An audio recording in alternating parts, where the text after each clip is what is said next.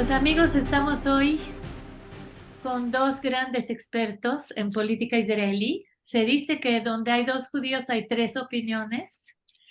Y aquí tenemos a Gabriel Bentasgal, nuestro querido amigo, periodista, director de Atzad Hasheni, experto en asuntos de Israel a favor de la reforma judicial. Y Juan Teifeld es exdirector de la Agencia Judía México-América Latina, director general de GVAIM. Es una ONG israelí que conecta a Olim Hadashim al mundo laboral.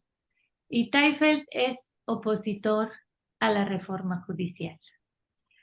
Para empezar, queremos ponernos en el contexto actual.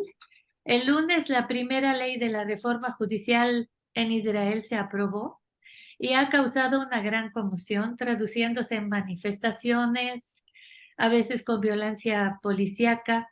Israelíes están considerando dejar el país.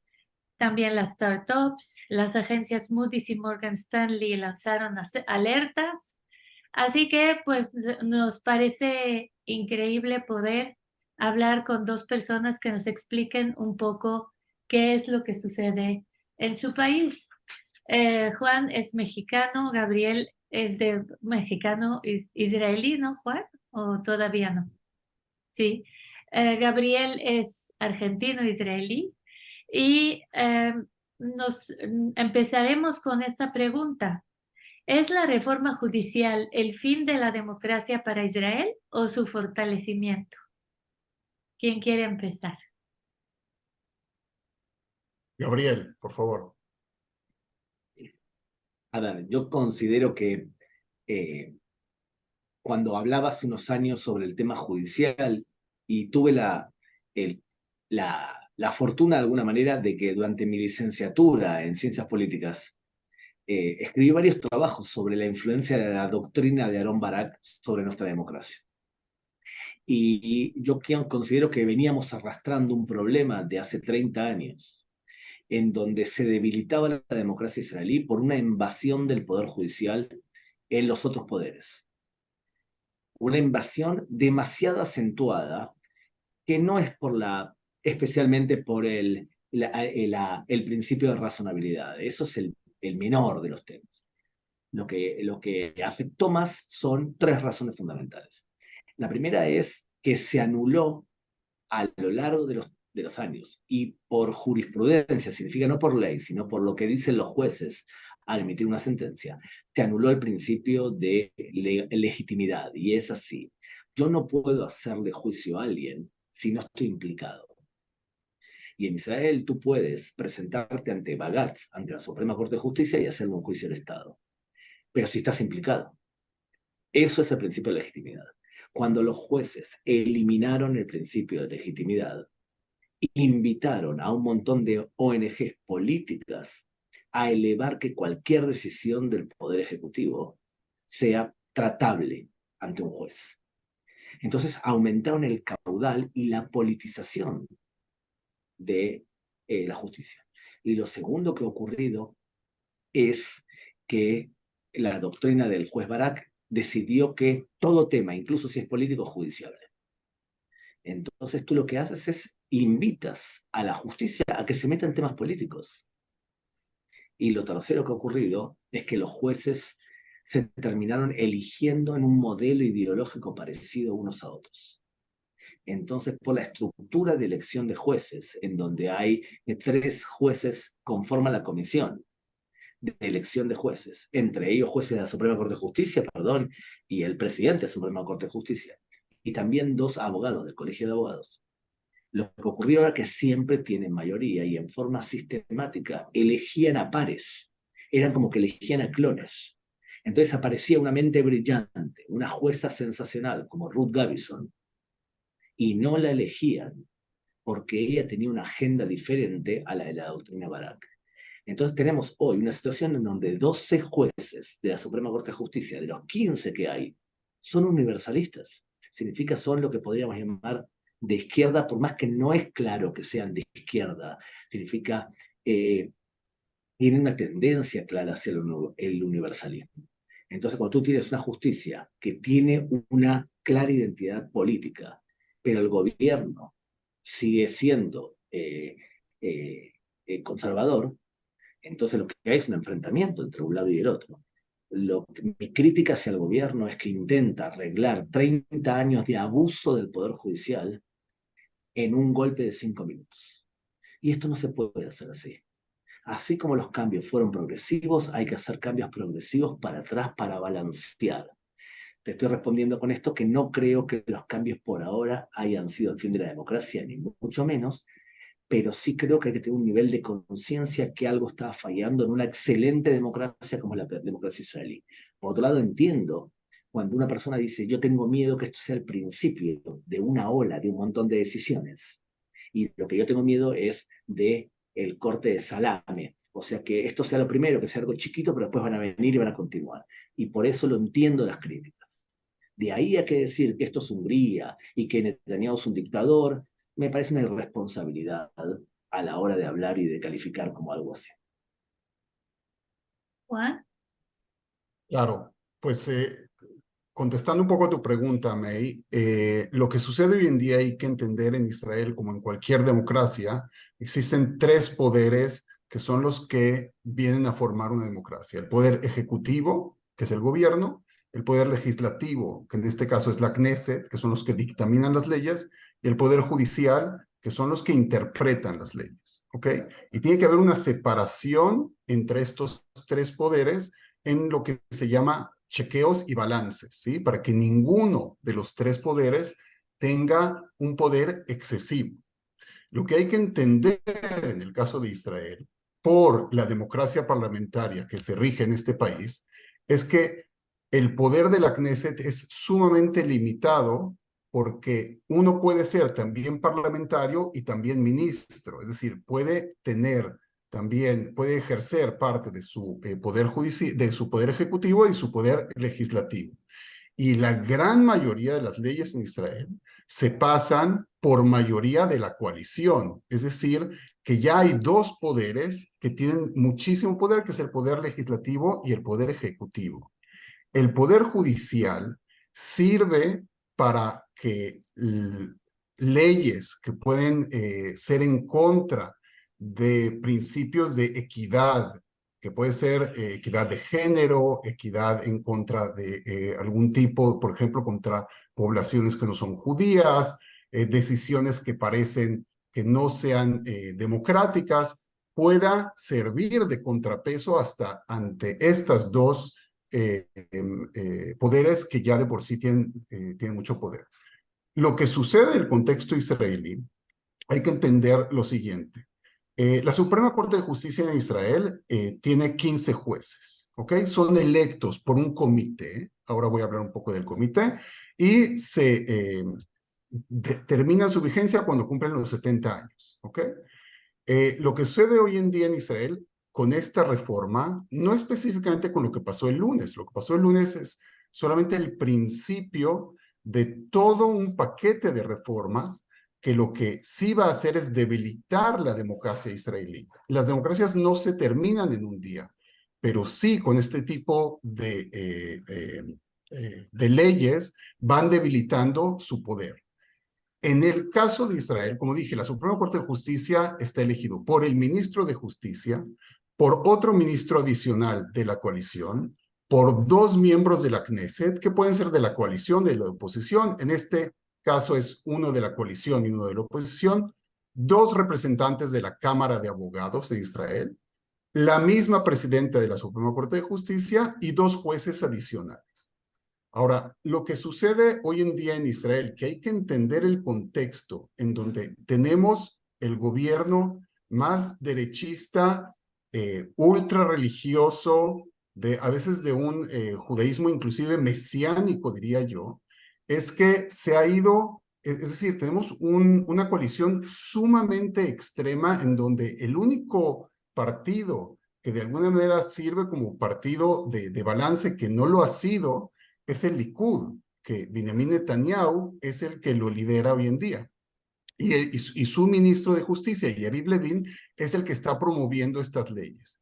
Y hay que entender también el contexto en donde estamos viviendo en un momento en donde Benjamin Netanyahu tiene 3 cargos que él está enfrentando, que ya ha sido, es decir, está enfrentando 3 cargos de corrupción y de otro tipo de acusaciones. Entonces, resulta muy doloroso y da una sensación que no es ni el tiempo ni la persona indicada en llevar a cabo estas reformas. Que sí sea necesario llevar una reforma en el sistema judicial, sí. La forma, no. La misma presidenta, Esther Hayut, la presidenta de la Suprema Corte de Justicia, lo ha dicho muy claramente. Estamos a favor de la reforma. Por eso, inclusive, el presidente de Israel, Yitzhak Herzog, ha llamado, hizo una invitación a todas las partes para llevar a un diálogo. Entonces, lo que necesitamos es una nueva reforma como parte de algo que es mucho más amplio, como la necesidad de una constitución en Israel, para que podamos resolver nuestras diferencias, no en la forma en la cual se está haciendo todo sumamente rápido, con una sensación de que es necesario llevar a cabo, y eso es lo peligroso. Y te voy a decir por qué, May. Tú mencionabas anteriormente parte de los problemas que está llevando esta coalición. Sí es más de 30 semanas que gente como yo y cientos de miles de israelíes salimos a las calles 2 o 3 veces a la semana a demostrarnos en contra de la reforma. Una infinidad de economistas de alto renombre que se oponen y entienden las repercusiones económicas que esto va a generar. Te voy a dar un ejemplo de algo que yo entiendo. Yo no me dedico al periodismo, pero sí sé que este es el año que menos capital ha captado Israel para las startups, para la industria de la alta tecnología. Ese es otro industria, este es otro indicio. Cosas más. Como tú mencionas, Moody's y Standard & Poor's también han emitido pues algunos informes en donde vienen a llevar a inversionistas a que tengan precaución si invertir en Israel o no. Y 2 cosas que me parece que es lo más importante, o de las cosas más contundentes. Primero, el sindicato de médicos ha realizado una huelga en contra porque aproximadamente el 90% de los médicos en Israel están en contra de la reforma judicial, de la forma en la que se está llevando a cabo, de tal manera que se han abierto ya varios grupos de WhatsApp de médicos que quieren dejar el país. Y este país, y eso es otro tema, tiene una necesidad de médicos enorme, porque comparado con los países de la OECD, estamos con una escasez de médicos en todas las áreas. Entonces, no podemos darnos el lujo. Y lo que es más importante aún, y es que si hay algo que de alguna manera era sagrado y es imprescindible para Israel, es su seguridad. Y Tzal, el ejército de Israel, tiene que estar unido y tiene que estar alejado de la política. Pero esta reforma ha generado tanto enojo en los reservistas, lo que se llaman miluimnikim en Israel, en general, y en más de 1,400 pilotos y técnicos de la Fuerza Aérea de Israel, que han decidido que no van a seguir no van a seguir voluntarizándose en la Reserva de Israel. Y eso es algo que no puede suceder, porque la seguridad de Israel, por sobre todo, tiene que estar, tiene que servir como el ancla de lo que es este país para poder enfrentar cualquier tipo de amenaza ajena. Y si llegamos a una situación en donde más de 10,000 reservistas ya no quieren, porque no creen en este gobierno y en la reforma en la cual se está llevando a cabo, estamos en un peligro. Así que los dos están de acuerdo que sí reforma judicial, pero no así, ¿no? Ahora, un conflicto legal más se avecina. La ley referente a que el estudio de la Torá se debe de equiparar al servicio militar.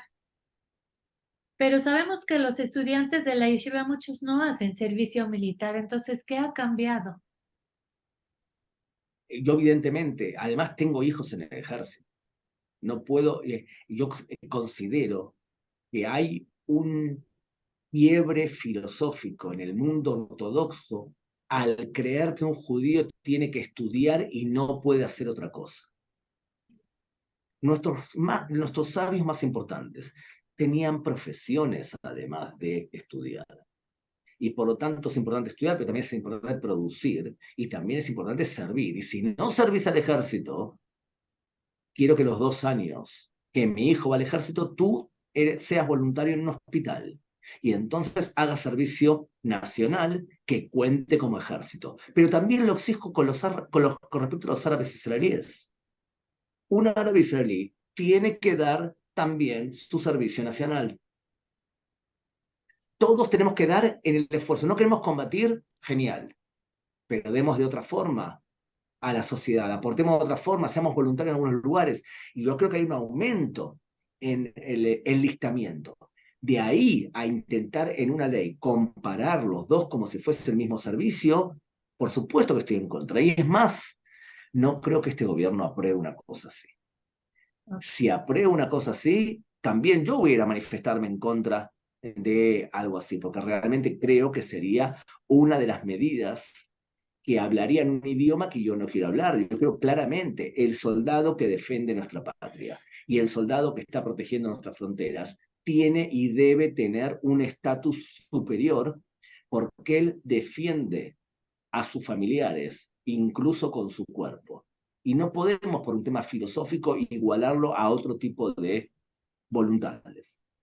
Un contexto es que parte de las críticas que se hace a la reforma es por el hecho de que no se aprueba el gobierno en sí. Entonces, y este gobierno, además de hacer esta reforma, promueve algunas leyes que son problemáticas o que realmente son oscuras. Como por ejemplo, que alguien proponga poner multas a aquel que se presenta en el muro de los lamentos vestido de forma no decorosa. O la propuesta que dice que una persona que ha cometido un atentado, un terrorista, debe ser ejecutado. Pena de muerte para el terrorista. Yo me imagino trabajando yo en esto, teniendo que explicar cada vez que alguien es sentenciado a muerte, tener que soportar que todos los países del mundo lo transformen a este hombre o mujer en un mártir y tener que explicar por qué está haciendo el gobierno que está haciendo. O sea, esas leyes oscuras, como esta misma, de equiparar para que tenga una igualdad, van acompañadas a la reforma judicial. Entonces, por supuesto que hay una cantidad de personas que hoy va a ser la reforma judicial y mañana va a ser otra razón y van a estar en contra del gobierno en sí. Y creo que hay más trasfondos todavía. El primer trasfondo que hay es que hay un cambio generacional en Israel. Un cambio grande generacional. Este país fue creado por socialistas laicos ashkenazim. Y que lo que nosotros vemos es un aumento enorme de gente conservadora, de derecha y más religiosa. No, la vieja élite no aguanta con facilidad que les muevan el queso del lugar en los 3 bastiones más importantes que le quedan porque elecciones no ganan. Y los 3 bastiones más importantes son la prensa, la justicia y la academia. Entonces, de pronto, viene un gobierno que dice, nosotros además queremos gobernar en serio. Y por lo tanto queremos que haya un lugar en donde la justicia no sea barenanit, o sea que algunos lo llevan a juicio y otros no, como ocurre hasta ahora. Entonces, ahí hay un trasfondo, por un lado, que es importante también. Por otro lado, yo estoy de acuerdo, es acá el que está llevando a cabo todo este proceso judicial, no es Benjamin Netanyahu, sino que es 2 personas. Simcha Rothman, que escribió un libro bastante profundo sobre los problemas de la justicia hace varios años, se llama Mifleget Bagatz, el partido de Bagatz, el partido de la Suprema Corte de Justicia. Y por supuesto Yariv Levin, que ideológicamente ellos piensan que el activismo judicial es algo negativo. En el marco de eso, influye también que Netanyahu esté en juicio. Pero el problema del juicio de Netanyahu es que es un juicio técnicamente terriblemente endeble y que expone a la fiscalía a que mucha gente piensa que al hombre le montaron un juicio para sacarlo del poder.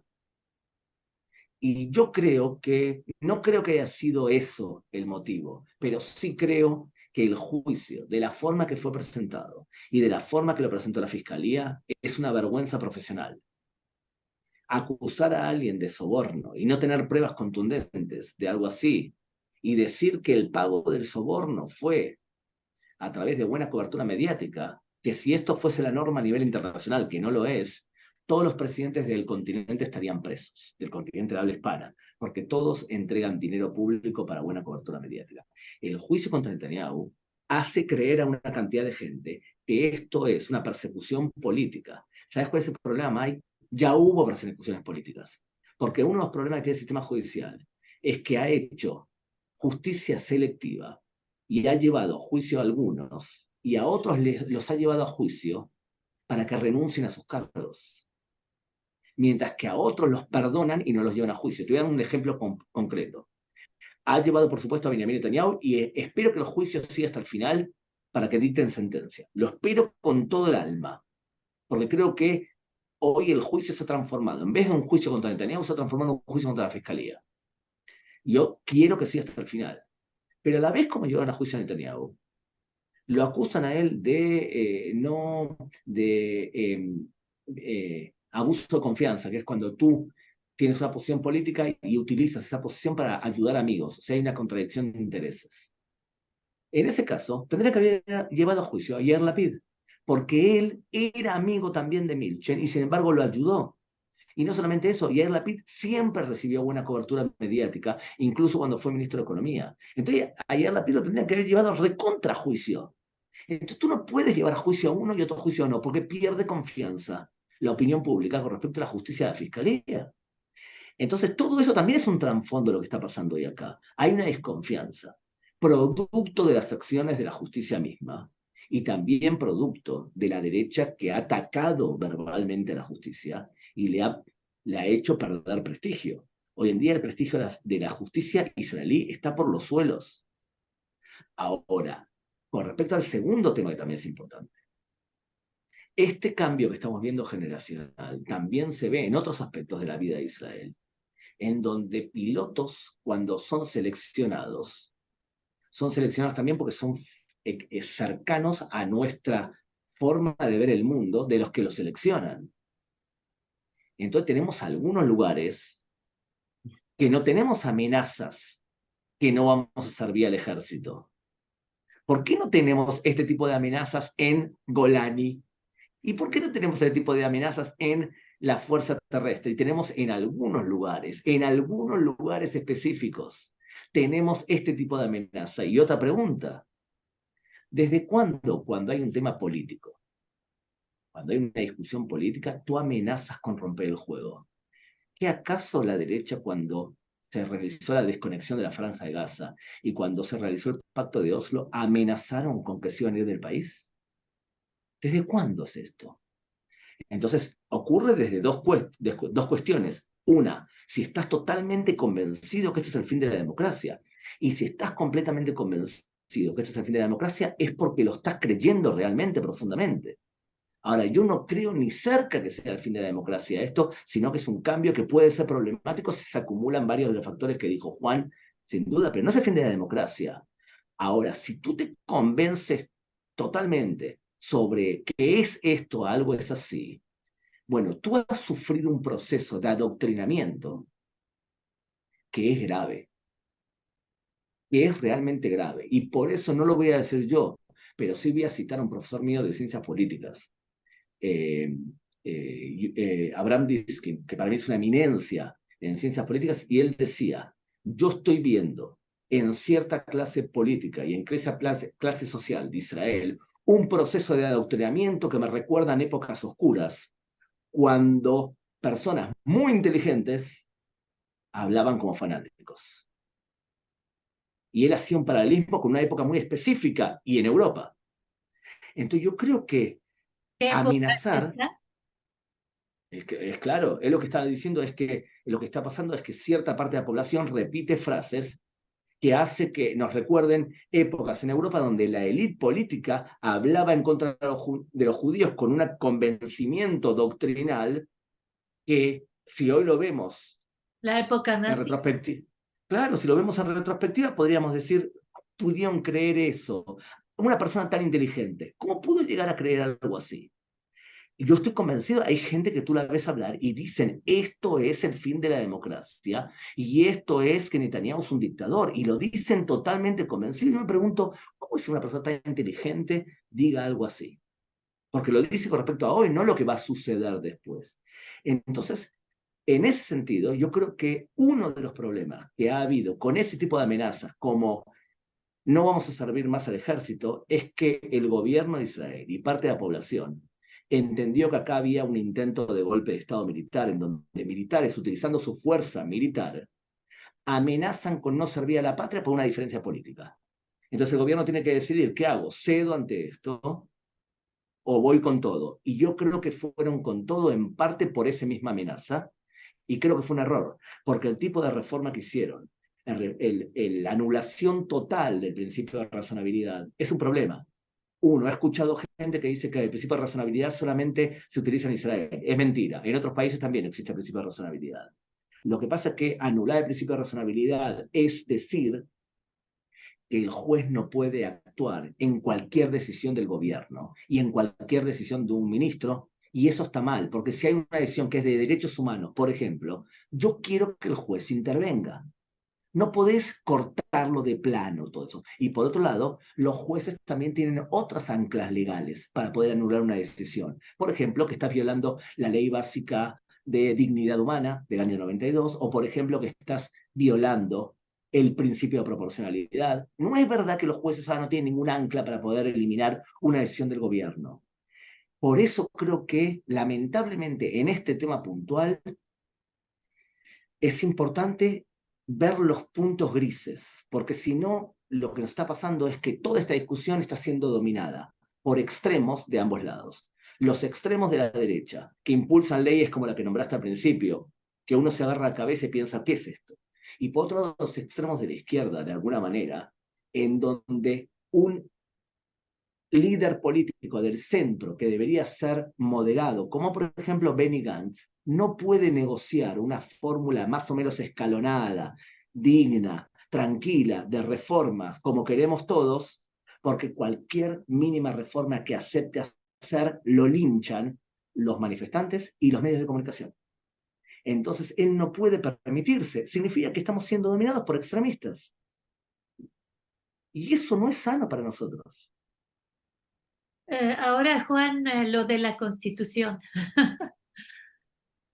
Tengo que decir que concuerdo con Gabriel. Israel no tiene una constitución, tiene una serie de leyes básicas que de alguna manera sirven como leyes superiores a las leyes ordinarias. Por eso se llaman leyes básicas.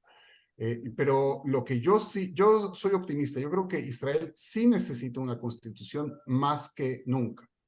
En 1949, Ben Gurión había propuesto y había una idea de crear una constitución para Israel, pero por presiones todavía en ese momento de partidos ultraortodoxos, lo dejó de lado y no se llevó a cabo. Pero durante mucho tiempo es un tema que vuelve todo el tiempo. Si Israel llegó el momento en que existe una constitución. Yo creo que sí es posible. Yo creo que la constitución tiene que ser consensuada por una mayoría no simple de los representantes del pueblo de Israel. Y de esa manera podemos llegar a una amanaje bratita, a un acuerdo social nuevo para generar esta sociedad israelí que finalmente tenemos 75 años. ¿Okay? Somos un país bastante joven. Lo que no queremos es que exista una guerra civil antes de que exista una constitución o antes de crear todo esto. Y en ese sentido, sí tengo que decir, y no podemos dejar de lado que ahora estamos ya terminando Tisha B'Av, y para mí resulta muy triste el ver que si Tisha B'Av lo que conmemoramos, entre otras cosas, fue la destrucción de los dos templos de Israel, y nos ponemos de luto de algo que pasó hace 2000 años, ¿por qué no podemos llegar a acuerdos? Porque lo que estamos acercándonos hoy en día es un peligro de que Israel esté cercano a una guerra civil. Y hay gente que ya habla en esos términos. Y eso es lo peligroso. Entonces, a mí me resulta muy doloroso e hipócrita por parte de políticos, especialmente políticos religiosos que se dejan la barba y están de luto por algo que pasó hace 2000 años, pero por otro lado promueven leyes que hoy en día son, que chocan mucho con lo que es la sociedad israelí. Me recuerda solamente este libro famoso de Bárbara Tuchman, Mitzada y Vélez, La Marcha de los Tontos, en donde habla de los errores históricos que los pueblos han cometido a través de los años y no han logrado entender y aprender de la historia. Entonces, creo que es momento todavía en donde podemos nosotros como sociedad civil, yo creo menos en los políticos, pero yo creo que como sociedad civil israelí podemos todavía evitar esto. Y en ese sentido, Gabriel y yo tenemos algo también en común, y es que a diferencia de los israelíes Tzabarim, que son nacidos acá, los dos decidimos, por razones sionistas, y elegimos llegar y venir a Israel. Entonces, tenemos, o sea, yo no soy de los israelíes que dicen, quiero sacar mi pasaporte polaco y quiero irme a vivir a otro lugar y ya no quiero vivir en Israel. No, yo tengo mi bandera de Israel aquí afuera y no estoy dispuesto y voy a luchar por lo que pienso de forma democrática, pero no estoy dispuesto a ceder en estas cuestiones. Lo que sucede es que tenemos en el campo democrático un problema demográfico y hay que también hablar de eso. Y el problema demográfico que existe en Israel es que la tasa de natalidad del sector judío ortodoxo y el sector judío nacional religioso es más de 2 veces mayor que la tasa de natalidad de los judíos laicos y también de los árabes, que es muy parecido al judío laico hoy en día. Entonces, nos preguntamos todos, no lo que va a pasar ahora en un mes o en 2 meses, pero sí lo que va a pasar en 10 o en 20 años. Si creemos en la democracia y va a haber mucho más personas mayores de 18 años votantes que van a ser religiosos ortodoxos o religiosos nacionalistas, entonces, ¿hacia dónde, a qué rumbo es el que va a tener el país? Y ahí sí tendría que preguntarme yo si ese es el Israel en el cual yo quiero vivir. Dos cosas. Primero te voy a contar un chiste que confirma lo que dice Juan. No es un chiste, es un comentario que hizo Minat Semach. Minat Semach era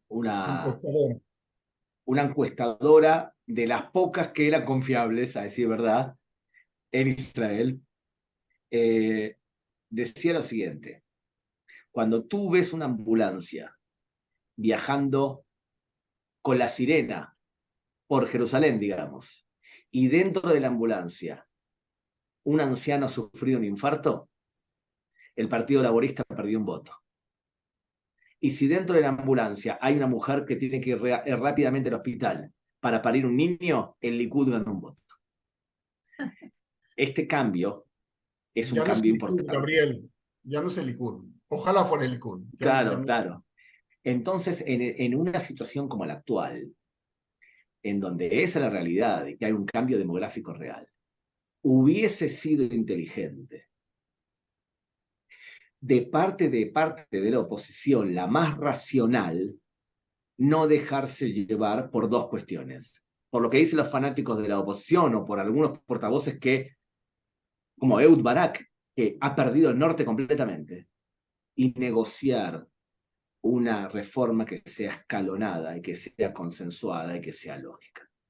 Y lo segundo es no boicotear a un primer ministro en base a un juicio cuando hoy vemos que el juicio es endeble. Entonces, lo normal sería un gobierno de unidad nacional en donde esté un tipo racional como Benny Gantz, que saquen a la extrema derecha y que hagan una negociación completa escalonada, que vaya a aumentar el prestigio de la Suprema Corte de Justicia, con cambios que también Benny Gantz lo decía, o por lo menos Gideon Sa'ar, porque es un tema aceptado en Israel, que había que hacer cambios y que había cosas que estaban mal. Por ejemplo, no puede ser que los jueces sean casi todos igualitos. ¿Okay? Hay cosas esas que no deberían ser aceptables. Entonces, dicho esto, el paso siguiente es justamente que personas racionales cambien la realidad desde adentro, sin necesidad de llegar a la explosión que puede llegar justamente a llegar por los cambios demográficos que dijo Juan. Porque si en vez de... Gabriel, perdón pero en este sentido, un Israel con el cual hay tres fuerzas políticas enormes que si logran dejar el ego de lado, podrían unirse y hacer un Israel muchísimo más central, democrático, liberal, y es el Likud, el partido de Benny Gantz y Yesh Atid, el partido porque son tres partidos que están formados por gente que es, no voy a decir laica porque a veces suena fea inclusive la palabra, pero es gente moderada, es gente que si estas tres fuerzas lograran unirse y dejaran el ego de un lado, y cada uno tiene su ashma, tiene parte de la responsabilidad y parte de la culpa, ¿ok? Hay muchos dicen sí, pero no con Netanyahu. Hay gente que dice sí, pero no. Entonces, si pudieran llegar a unirse estos tres partidos y entender lo que estamos hablando ahora, lo cual no es rocket science, es algo que va a suceder en Israel y que ya está sucediendo. Entonces, creo que son las fuerzas que deberían de hoy en día de gobernar el país, esos tres, y dejar a los extremos de lado, de Pero los izquierda. extremos no se van a ir de lado porque, por ejemplo, del lado de la derecha para eso entraron al gobierno, para Sí, pero ejercer. lo que dice Juan tiene lógica en el sentido, lo que pasa es que el problema es que el Likud y Netanyahu, ellos miran 3 pasos adelante y dicen, si ahora hago un acuerdo y elimino a los ortodoxos o a la derecha, en el futuro los voy a necesitar para futuros acuerdos, entonces tengo que mantener esa acción potencialmente cerca. Entonces te va a decir Netanyahu, ¿sabes qué? Yo máximo voy a hacer un acuerdo con Benny Gantz, porque de los tres que nombraste, el más irracional para mí es Yair Lapid, que tú de verdad no sabes lo que él quiere, que eso es otro tema.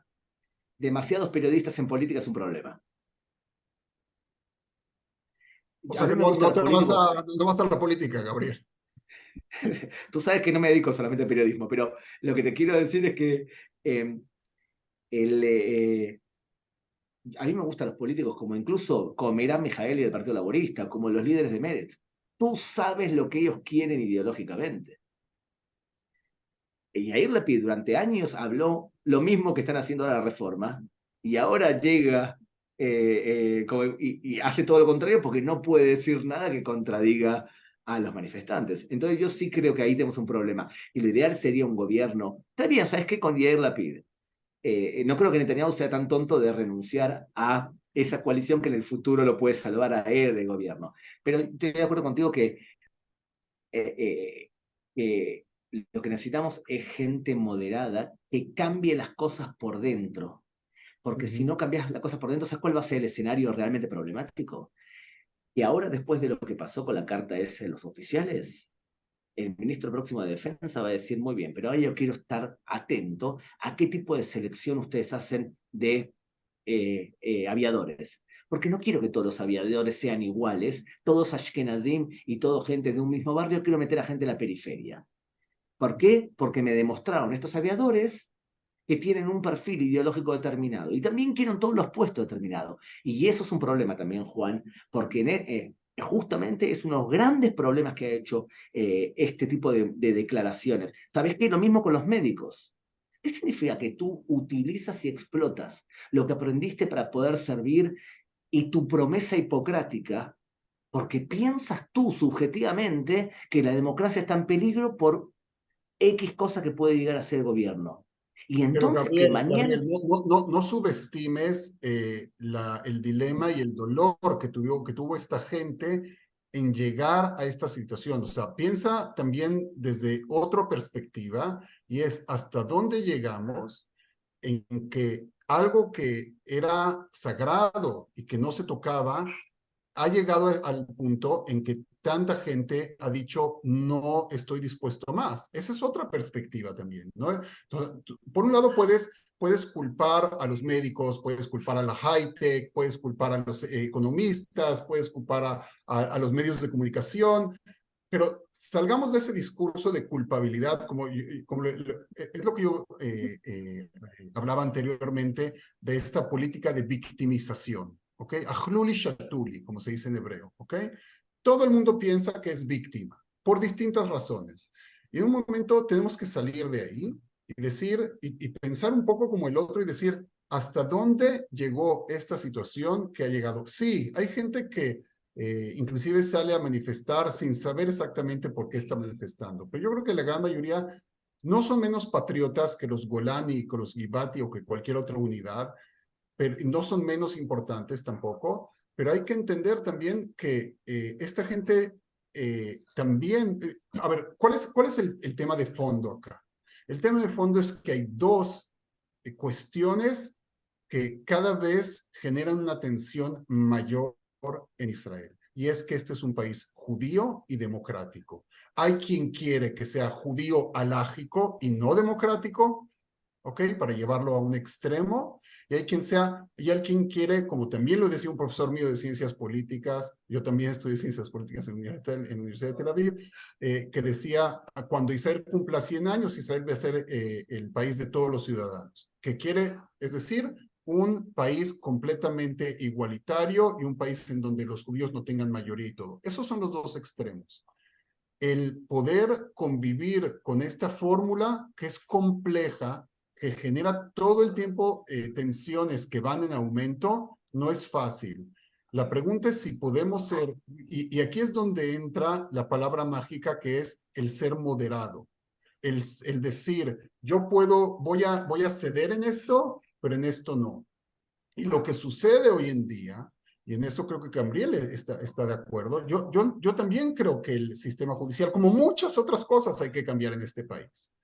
Pero la forma en la cual, y ese es el tema, la forma en la cual este gobierno está llevando a cabo esta reforma como si fuera algo urgente de que mañana hay una guerra, no, ese es el problema. Tenían que haber seguido las negociaciones en la casa del presidente y hasta que, perdón por la expresión del Vaticano, pero hasta que no salga humo blanco, no salen de ahí. Y estaban cercanos a llegar a un acuerdo, cercanos a llegar a un acuerdo.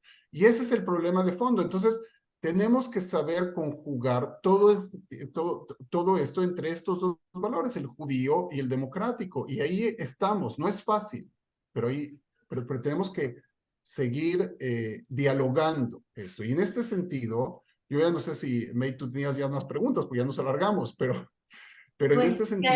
no sé, ¿quiere decir algo, Gabriel? No, pero No, yo lo que... lo que quería decir es que diálogos como el Hay mío... una pregunta más, pero Gabriel, di lo que querías decir. Yo creo que justamente cuando expliqué al principio que el gobierno intentó hacer todo de un mazazo rápidamente, eso es un gran problema. También creo que la oposición, esta oposición, que fue la que se retiró de las negociaciones, ojo, que quede claro, la oposición fue la que se retiró y la que no pudo ceder. Creo que no pudo ceder y sí creo que Netanyahu quería ceder. Es más, creo que aprobó una ley que él tampoco está convencido que es buena. Y que más, intuitivamente, la van a cambiar, la van a moderar. Incluso la razonabilidad, ¿eh? Lo que pasa es que, como creo que también lo explicó, y estoy convencido de lo que estoy diciendo en mi análisis, el primer ministro de Israel necesitaba demostrarle a la oposición que o negocian en serio, o él tiene la capacidad de votos de aprobar cosas a pesar de la oposición. Es como que tenía que mostrar quién es el dueño de la cancha, también con los soldados y también con esto, aunque sea algo negativo, ¿está bien? Esa es mi lectura de la situación, Juan. Entonces, eso por un lado. Ahora, yo por eso creo que lo hicieron mal y creo que hay un montón de otros temas que se deben arreglar, como por ejemplo el costo de vida en Israel y demás, por más que económicamente Israel es un país bastante fuerte y tampoco soy no creo demasiado en todos estos escenarios apocalípticos que han contado sobre la economía israelí en el futuro, porque creo que no llegaremos a eso ni mucho menos. Ahora, de todas formas, hay una pregunta que es crucial y me gustaría que Juan me la responda. ¿Por qué crees que cuando el gobierno de Israel adoptó medidas que eran mucho más graves que estas, como Oslo y como la desconexión, ¿No escuchaste aparte de la población israelí amenazar de la forma que se amenazó ahora a la no aceptación de lo que había decidido el gobierno? Los nacionalistas en Israel lloraron, patalearon, hicieron manifestaciones, incluso algunas duras, y cuando terminó y se adoptó la decisión, volvieron a abrazar a sus hermanos. Este mensaje que está transmitiendo ahora la oposición es un mensaje problemático. Te respondo. Te estás olvidando de algo sumamente importante. Y es que esta población mesiánica, judía, extremista, ¿ok? ¿Sabes por qué no se demostraron después? Porque lograron matar el proceso. Si hablas de Oslo, fue Yigal Amir el que asesinó a Yitzhak Rabin. Por primera vez, no una persona de izquierda, una persona con kipá, que fue el 4 de noviembre de 1995, porque estaba yo ahí presente en la plaza de lo que se llamaba la Plaza de los Reyes de Israel, después llamada Plaza de Rabin, en donde asesinó a Rabin. ¿Para qué? Para terminar con el proceso, no utilizando un proceso democrático, rompiendo y terminando con la vida del primer ministro.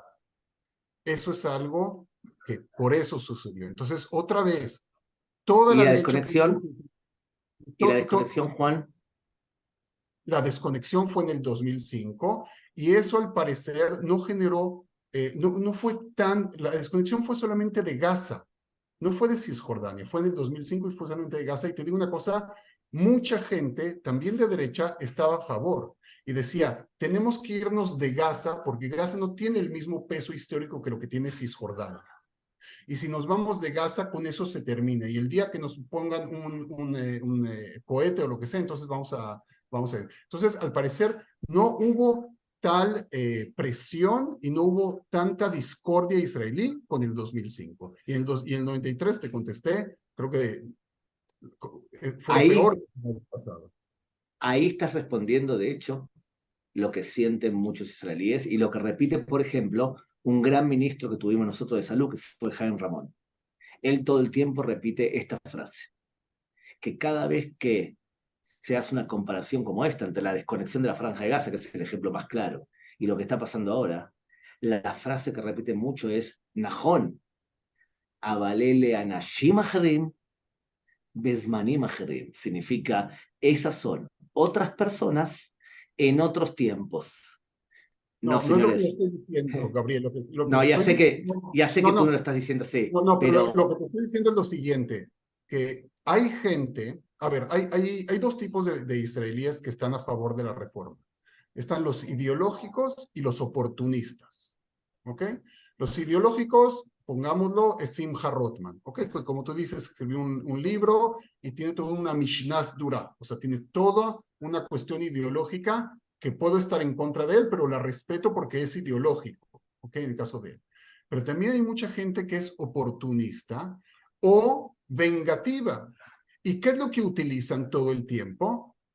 Los acuerdos de Oslo y la desconexión. Lo mismo que tú acabas de decir, Gabriel. Y pueden, o sea, terminen de ser vengativos, no tú, pero en ese sentido, el hecho de que no fue la Suprema Corte de Justicia la que determinó los acuerdos de Oslo ni la desconexión. Fueron decisiones de los gobiernos en ese momento. Entonces, si alguien quieres culpar, no culpes a la Suprema Corte de Justicia, culpa al gobierno en turno, túmbalo en elecciones democráticas, eso no hay problema. Pero me parece que ahí es la vertiente en la cual no estoy de acuerdo, se están yendo contra alguien, contra algo que representa otra cosa. Juan, la Suprema Corte de Justicia durante la desconexión aprobó que se detuvieran a autobuses que estaban en camino a manifestaciones y que se procesasen incluso a menores de edad y que se abrieran 5.000 causas. Eso es lo que digo yo, que es uno de los problemas de la justicia israelí. Tú no puedes, si quieres ser legítimo, pero no fueron los que... ser ágil. La Suprema Corte de Justicia no votó por la desconexión. Eso no lo puede votar. No, ya sé, pero la Votó la Suprema Corte de Knesset, Justicia... votó la No, Knesset, pero la Suprema Corte, igual que ahora, la Knesset también aprobó algo así, pero la Suprema Corte de Justicia fue la que da la gushpanca, o sea, el marco legal, para ordenar, por ejemplo, que se puede detener gente en camino a una manifestación y le dio legitimidad legal a eso. Entonces, ¿cómo se explica que durante semanas tuvimos a gente bloqueando las carreteras principales de Israel y en el otro caso se detenía gente cuando pensaba ir a manifestaciones? Esto es justicia selectiva y esto es uno de los problemas que tiene Israel y que pierde legitimidad la justicia. Yo me Por eso, considero, me considero Juan, y por eso es necesaria una reforma, pero no desde una perspectiva vengativa, Gabriel, que es lo que mucha gente está haciendo. Para que no suceda esto, hace falta una reforma, pero consensuada, y en eso me parece que tú y yo estamos de acuerdo. el tema es que lo más surrealista de todo lo que está pasando en Israel ahora es que hay una cercanía ideológica entre la gran masa del centro del país increíble. Y te la voy a resumir de la siguiente manera. Creo que la gran mayoría del pueblo de Israel hoy no le molestaría la creación de un Estado palestino si es que le transmite paz. Creo que la gran masa hoy de la población israelí cree que no hay un socio para la paz del lado palestino. Creo que la gran masa de la sociedad israelí hoy considera que la economía israelí basada en la creatividad y en el esfuerzo, dedicando un porcentaje de nuestras ganancias a lo que decía Herzl, mutualismo, ayudar al prójimo, es algo aceptado y es algo bueno. Creo que la gran mayoría de la población israelí no cree que Sfaradim o Ashkenazim es un tema que debería dividir a la sociedad. Sí, pero Tenemos sobre una la cantidad. reforma judicial, Espera, te digo, lo que te quiero decir con esto es que yo creo que hay un montonazo de igualdades. Y así y todo, creo que estamos pasando por un nivel de mucha cercanía ideológica y mucho fanatismo en la forma de hablar.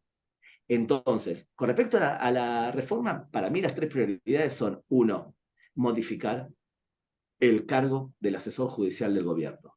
No puede ser que el asesor judicial del gobierno tenga la última palabra legal. Significa él puede asesorar. Como decían nuestros sabios, por ejemplo, a Granat. En la comisión a Granat decidieron el asesor asesora.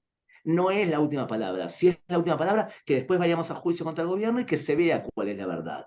La función de él es asesorar y no puede ser que el fiscal y el asesor sean la misma persona. Es único en el mundo algo así. Eso es un cambio que Guido Onsar lo decía y también lo decía gente de Yesh Atid. O sea que es un cambio fundamental. Segundo, intentar en la medida posible crear un sistema en donde los jueces sean más representativos de la diversidad social que hay en Israel. Eso es el segundo cambio. Y el tercer cambio que creo que es importante en la justicia israelí es que haya una buena forma de control al trabajo de la fiscalía. No puede ser que todos los entes del Estado sean vigilables, salvo la fiscalía. La fiscalía no es perfecta, se han equivocado últimamente bastante. Han llevado a juicio a un hombre, Zadorov, acusado de haber asesinado a una persona, sin pruebas prácticamente, y después de 15 años de estar en prisión, lo liberaron. La fiscalía se equivoca porque somos una fiscalía de un Estado democrático, no son perfectos, y por lo tanto también tiene que haber control. En estos tres puntos que acabo de decir ahora, yo creo que hay cierto consenso entre los partidos de centro que debe haber reformas. Y te vuelvo a decir, los cambios tienen que ser escalonados. Yo vengo de una cultura conservadora. Cambiaron y desbalancearon mi país durante 30 años. No se puede hacer un cambio de retoque en 5 minutos. Tiene que ser un cambio escalonado. Yo creo que, yo te voy a decir algo tres puntos en común, sí. algo que espero que suceda. Yo creo que hoy en día estamos en un punto de ebullición en donde hay una escalada en la violencia que ninguna de las partes hoy en día quiere ceder. Y ese es el problema. La violencia va así y va en choque. Entonces, una parte va así y una parte así y así. Entonces, creo que la manera en la cual tienen que volver ambas partes al presidente, y tienen que llegar, estaban muy cerca con los acuerdos, pero te voy a decir algo que creo que no estoy de acuerdo con Gabriel. Israel está basado en la meritocracia. Israel es el Startup Nation, no porque tenemos una representación homogénea entre Ashkenazim, Sefaradim, religiosos, ortodoxos, laicos, en el high-tech. las unidades de inteligencia, inclusive y los pilotos en Israel, la unidad 8200, no está basada y no le importa si es Ashkenazí, Mizrahi o sefardí o religioso o no. No podemos solamente por una cuestión populista empezar a tener a entes como la Suprema Corte de Justicia que tengan una representación homogénea de todas las partes de Israel, sino, sí, yo creo que sí deberíamos, siempre y cuando encontremos gente que tenga el nivel intelectual y la capacidad de hacer esto, ¿ok? Que hay que buscar, y que hay que esforzarse, sí, pero no a todo precio. Y en ese sentido, por ejemplo, el tema más importante de todo lo que sucede hoy en día es el comité de elección de jueces. ¿Ok? Hoy en día el comité de elección de jueces, ya no quiero entrar más en polémica porque, por ejemplo, ya eligieron a dos personas y tendrían que haber ya nombrado un juez y la presidenta de la Suprema Corte de Justicia está ya cerca de retirarse. Y entonces está generando un problema. Pero te voy a decir algo que no se ha hablado y que por eso me molesta demasiado. ¿Sabes cuál es el problema número uno que tiene el sistema judicial en Israel? No toda la reforma, sino la carga enorme de expedientes que existen hoy en día en el sistema judicial. Solamente la Suprema Corte de Justicia trata entre 9.500 y 11.500 expedientes por año, y son 15 jueces. Imagínate la carga que tienen. Este gobierno, con esta reforma, nunca habló de meter mucho más jueces, de meter mucho más personal para que pueda hacer cargo, para que pueda llevar a Pero cabo su Juan, papel. querido amigo, si la justicia mismo, Juan, dice todo tema es judiciable y cualquiera puede hacerle juicio al Estado, vos estás invitando que la gente haga juicios. Vos, No, en vez de decir, como no, dicen los jueces en otro país, jueces en casi todos los países del mundo dicen, este tema que ustedes traen es político, no está en mi autoridad tratarlo. Y no es lo que pasa en la justicia israelí, vos invitás a que te llegue a juicio. te voy a decir por qué te equivocas. Porque no estoy hablando de la Suprema Corte de Justicia, estoy hablando de Shloshta Arkaot, Ok. también de las cortes más bajas. Hay una cantidad enorme de expedientes que esta reforma debería de hablar de poner mucho más presupuesto para que se puedan hacer cargo a toda esta carga en temas que interfieren a todos. Entonces, yo creo que la forma es volver al diálogo. Y hay que entender que ahora estamos en un momento bueno, porque afortunadamente la Knesset hoy en día salió de vacaciones, regresa después en septiembre, en algún momento, no recuerdo cuándo. Entonces hay un buen momento para empezar de nuevo este diálogo. Y con esto voy a terminar. Si cualquiera de las dos partes no va a ceder y siente que perdió, perdimos todos. Perdimos todos. Porque si solamente una de las dos partes va a ganar, el Estado de Israel y la sociedad israelí y las comunidades judías en el mundo, en la diáspora, incluyendo América Latina, incluyendo México, van a perder. Porque no podemos tener un Israel debilitado. No podemos darnos el lujo.